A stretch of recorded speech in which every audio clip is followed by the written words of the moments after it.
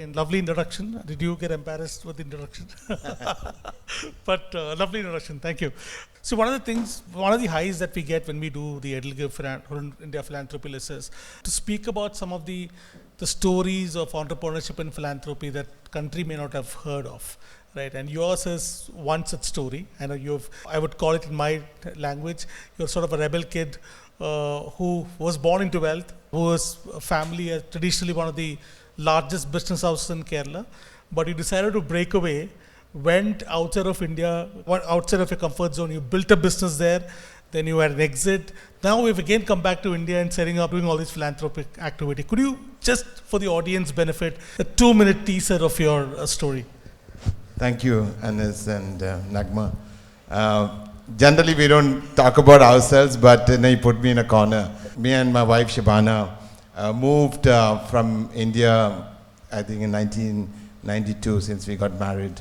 I always call us a rebel kid because everyone born with wealth wanted to continue a good journey, but I said I want to follow my father, who started at the age of 17.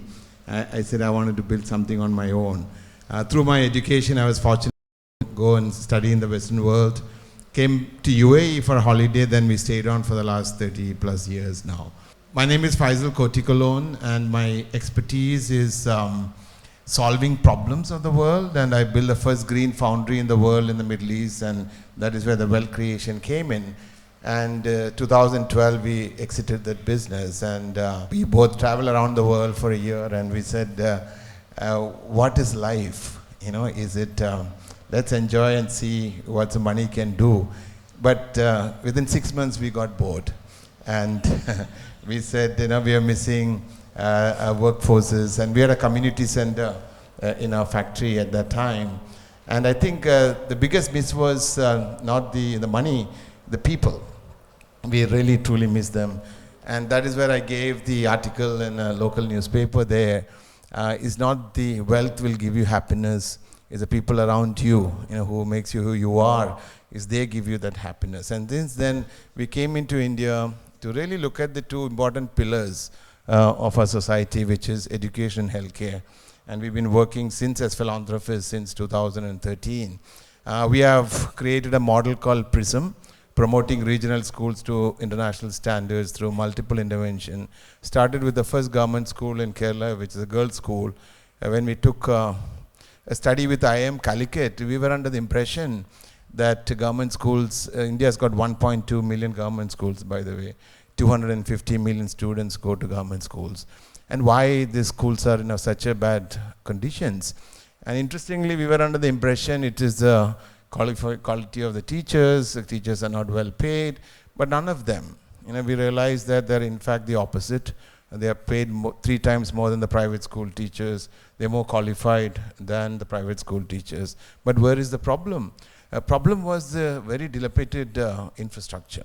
There was no toilets, leaking buildings. So we thought it was an easy problem to solve. So what I did was I built a factory to build that school.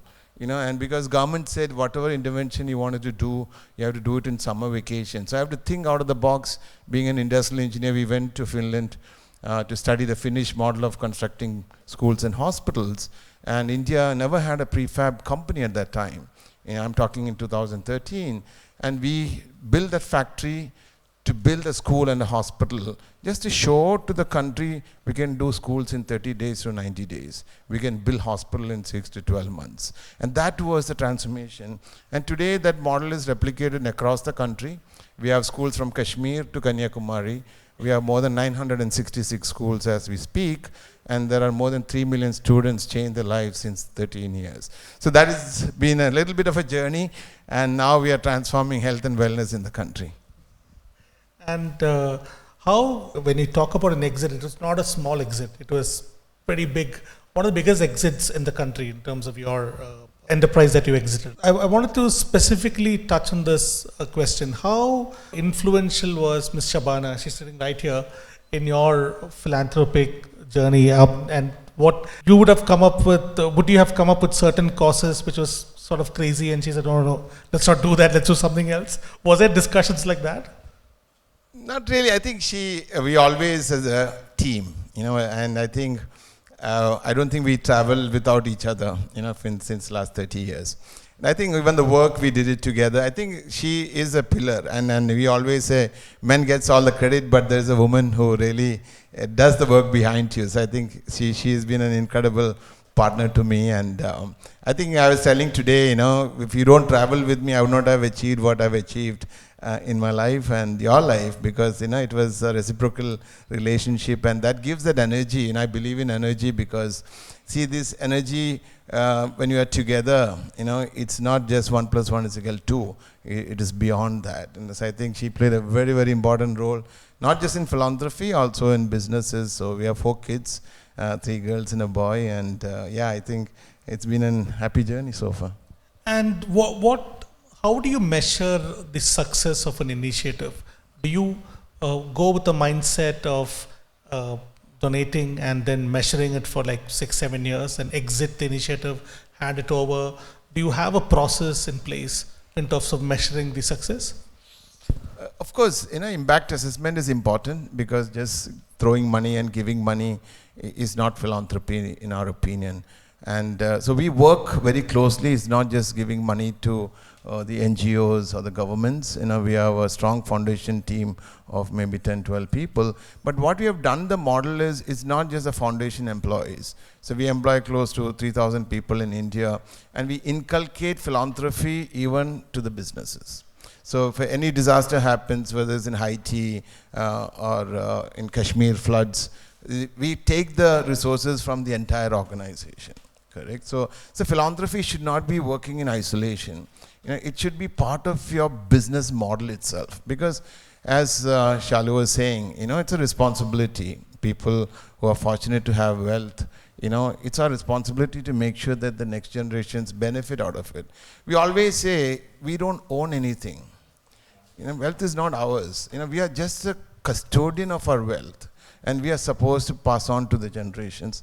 And I think this is what which makes us feel fulfilled, because every day, as you said, when you give, you will see that somebody is blessing for you and your family. And I think that is a happiness God will give it to all of us. And as a general comment, is India giving enough? India started to give enough, as you said. I see philanthropy. See, we are still a new nation. If you really see, America is the largest country who gives a lot of money back into the society. India's wealth is, we were the wealthiest nation in the past, and we lost everything. Now I think we are coming back. Correct? So I think philanthropy comes with the wealth creation. And I think, as you clearly said, it's going to be a leap-bound growth in giving. But, functions like this, where it's the first time we are coming officially, because we always work from the behind. Then we said, hey, it's not going to help. We need to collectively meet people, meet each other, because now we are promoting philanthropy to the Indian NRIs in Dubai now with the Accelerated India Philanthropy. So we initiated supporting them there, introducing the people. So it's collective support from every one of us can make this world a much better place. Correct? So individually we can do little, but collectively we can do much, much more. And I think this is what the beauty of such events like this. And I want to congratulate Anas and our Nagma to been organizing this for the last 10 decades. And also one more thing, I was happy to see Shalu here. The factory which I built to build the school and the hospital is owned by her husband now, Naveen Chindal. So please, if we can build schools. I said, if we can change India through that technology. I built a concept called manufacturing schools and hospitals. And that is in 2014, because the success of a school was so high. And I said, we can build thousands of schools and hospitals out of the factory. And it's the first robotically driven factory in the most backward village of Krishnagiri. So we adopted that 8 villages along with that factory. And today, it's been a huge success story, but we had to sell it after 4 years to SoftBank at that time, because they wanted this know-how from India to US and Saudi Arabia. But now it's gone back to an Indian, so Naveen, and I'm sure Naveen and Shalu will take care of it. Since you've started actively engaging with society and actively donating and on various projects, have you faced any a bad experience or something which you say, okay, this is something which I could have avoided? I mean, some families are possibly very active in philanthropy. Some of them are getting into philanthropy. Maybe your perspective on that could be interesting. Yes, all of us would have been, gone into difficulties, especially in a growing economy like India, because when we started to decide to take up the school, because all the government schools are in very prime locations in the country, correct? And so we invested in the one school 23 crores in 90 days, correct? And that was a kind of a change we wanted to make at that time. So every media said, hey, why government is partnering with the UAE couple? That's what they say. It's a prime property. Have they sold the school to them? These people are covering up many things. Otherwise, why should they give 23 crores in 90 days and transform something? Was it Kerala by any chance? No. I come from Kerala. It is from Calicut in Kerala, but, and that is, and I told the MLA, let us not react to it. Let us get the job done as quick as possible. Because people are not used to giving without any expectations, correct? So we cannot blame the people. I think more and more we do, and they see right now, people love us in Kerala. Now we have 966 schools. We directly manage 13 schools, but we are partnered with all the district schools in Kerala, and people loves us now. Wherever we go, they know the intentions were pure and clean, and it's impacted millions of students. So I think, so we need to have that resilience, we need to have that patience, and don't expect anything when you're giving. You just do it. If you believe it's going to change something, things will come back to you. One last question. What would be your message to the audience here? Anything that you want to convey, you want to ask? Charlie had a very nice Hurun wish, which basically said we had shared a wish like that. Similarly, something, do you have anything? Yes, I know, just do it. And I think the Nike ad is, an incredible ad.